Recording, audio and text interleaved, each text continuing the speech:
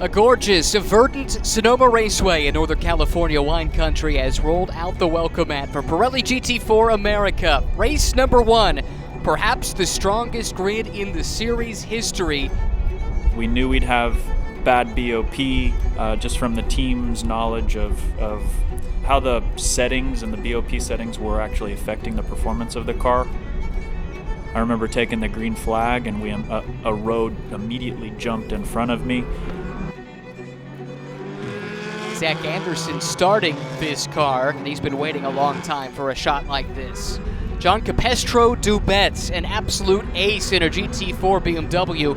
And this team has really come a long ways as well. They're really good, tight-knit organization, beautifully prepared race cars. And they're loving life with this new M4 platform. We still finished second on track. It might have been our pit lane timer, our V-box timer, but either way, we crossed the pit lane exit, 0.8 under. Penalty issued to the 51 for a short pit stop. So a sweep of the weekend for Mackay Stevens and Jesse Webb.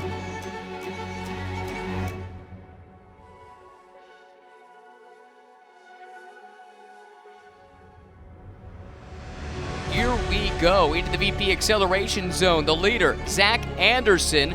We knew we had a good package. We knew the BOP swung in our direction. The only problem was we were annihilating our front axle tires and we could not make it a full hour with the rubber. Did an excellent job, but he was holding on for dear life the last few laps. There's the battle for the lead right now. The 51 car JCD has it. Mackay Stevens all over him. Chandler Hull didn't have the best initials jump on that restart, but he's right in the mix now, a little bit closer than he was the lap before. Can he make something happen down into turn 1? And by the end of it, Mackay made a baller move down the outside. John Capestro Dubets still shows the way. Oh, big move! Stevens sends it around the outside, and somehow he woes it up! Incredibly respectful racer, Mackay Stevens. He gave room in the final corner, totally could have chopped us down, and because of that, we had a drag race all the way to the line. It's going to be a drag race to the checkered flag. Mackay Stevens made the lunge around the outside of John Capestro Dubets to the stripe. Stevens by 4 thousandths of a second. By the time I rushed down to the podium, timing and scoring had changed the results. Our transponder was located in a different position than theirs. That was our first overall victory in GT4 America as a racing team. So timing and scoring has been adjusted, and now it shows Autotechnic as the race winners.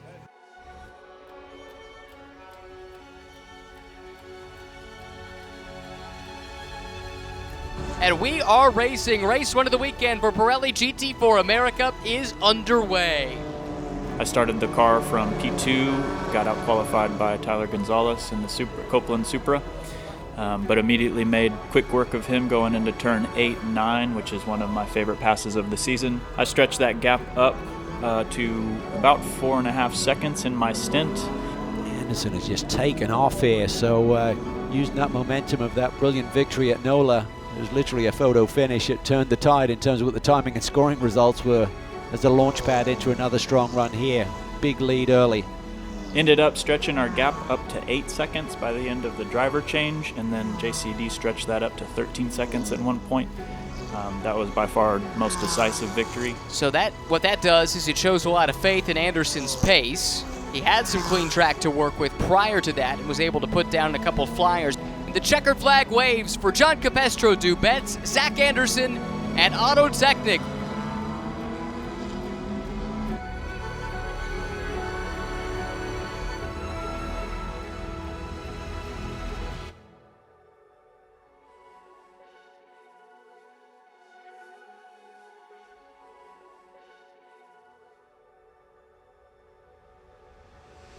Five BMWs qualified inside the top 6 positions, led by Rover Pole Award winner Zach Anderson from Autotechnic. He'll have the Random Vandals car of Kevin Boehm starting alongside.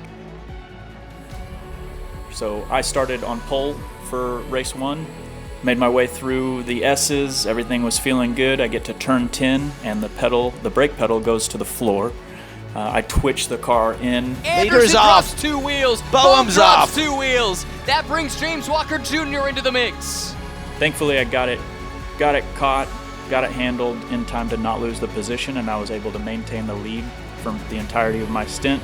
Even though I lost complete trust in the brake pedal, I was pumping them up all down the back straightaway, front straightaway before any big hit, because it didn't just happen on the first lap. It happened for the first 3 laps at various random points, so it really killed my confidence in the car. The team opens the hood, and we actually modified some things within the master cylinder reservoir. Hood is up on the leading car. Well, if he was running wounded and keeping the lead of this race, that is surprising. Maybe brakes, looks like Working on master the fluid. cylinder there, just topping him up. Maybe Yep. he's getting a long pedal there. He had an epic battle with Kenton Cook for the lead of that race. He has run down John Capestro Dubets. Cook looking up the inside, now swings back outside once again, puts the bumper to the back of John Capestro Dubets. JCD is up to the challenge right now. Again, Dubets answers the puzzle. Masterclass in racecraft here between the two. Beautiful job so far. Can he keep it together? He's got to watch that curb. With the battle for the lead, Anderson gets the run. He's going to push it down to the inside. This is going to be tight. Oh, little touch between the two.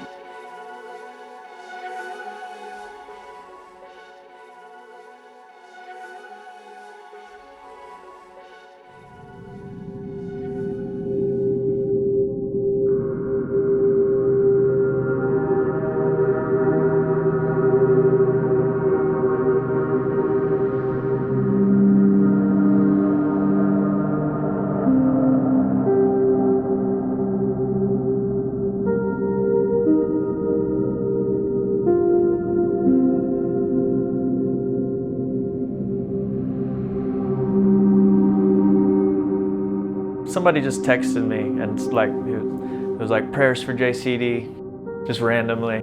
I was coaching in Spec Boxster in Sonoma. It was the Road America round, IMSA weekend, Super Trofeo, and I saw his crash, and I saw him getting,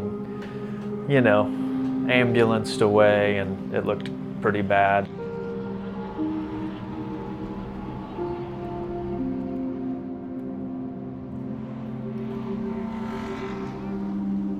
Texted me a little later on and said he had multiple fractures in his back.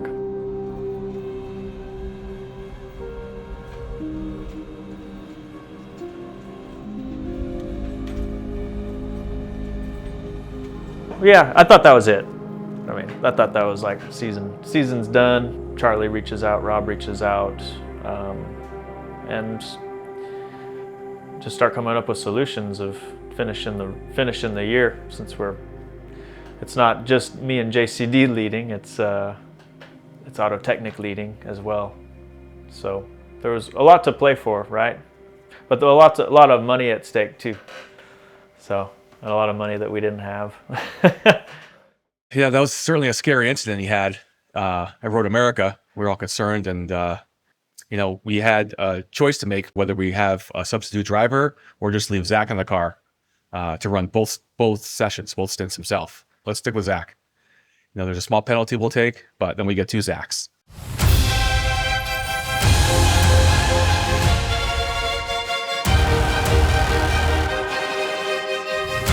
I was granted access to run solo with a 3-second a 3-second add-on to my minimum pit stop time. Green flag waving here high atop Road America. Jesse Webb starting to accelerate away. Zach Anderson, his usual co-driver John Capestro Dubets, still recovering. We wish you a speedy recovery, JCD.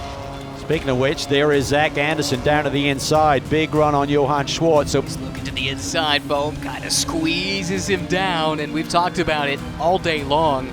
Pulls alongside, gets that power down pretty nicely up and over the curbs. He's got 2 wheels in the grass, maybe 4, but he kept his foot in it. Anderson literally trimming the grass there on the inside of the carousel. Here comes Anderson again. He's got the drag down the front straightaway. Boom to the left-hand side of the screen, working the outside. Here comes Zach Anderson. Harry Gottsacker there too as the two come together. Bohm fighting back on the outside. Sunday, started P9, and then at the wave of the green flag, something happened to the power delivery in the car. Once I pulled into third and fourth gear, the car just lost about 90% of its power. Yeah, I think you're right. I think it was Anderson's car did not want to get going there. Because of that, I dropped to 17th overall. I picked cars off cleanly and decisively all the way up to P3 before I decided I was about to get held up, and I decided to be the first one in the pits.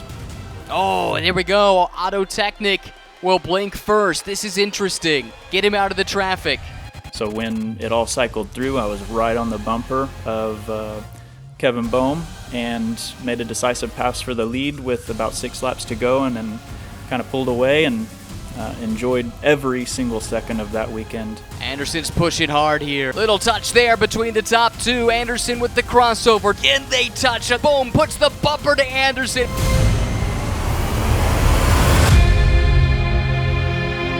Yeah, thank you to the Auto Technic team. Thank you first and foremost to JCD, John Capestro, Dubets, and his family, and all of the people that have supported us and made this year a possibility. Yes, thank you, John. We chose to do this with me only because that's JCD's seat only. Nobody else is in that seat. So we put this program together ourselves, and it's just ours, so we're going to finish together. I'm carrying him on my back while he's injured, and he'd do the same for me. So just so grateful to have the people behind me that are supporting me. Thank you to my mom and my stepdad, Jay, who are here, flew all the way from Dallas, Texas. My wife, Charlie, everybody on the Auto Technic team. All right, thank you. A lot of very happy faces down here with Zach Anderson. Congratulations.